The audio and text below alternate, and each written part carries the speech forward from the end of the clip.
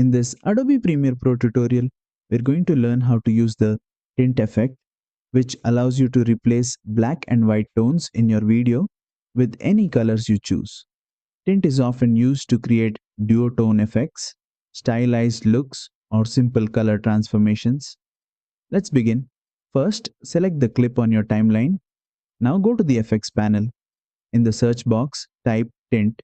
You'll find the tint effect under video effects in the color correction section. Now drag the tint effect onto your clip. Next, go to the effect controls panel.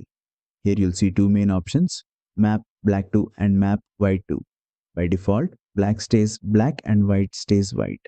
Click on the color box next to map black to and choose any color you like. Then click on the color box next to map white to and choose a different color. You'll immediately see your video transform into a two-color stylized look.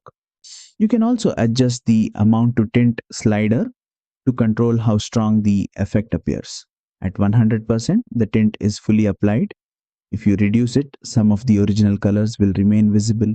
The tint effect is simple but very powerful for creative edits.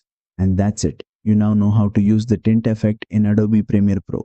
If this tutorial helped you, don't forget to like, share, and subscribe for more Adobe Premiere Pro tutorials.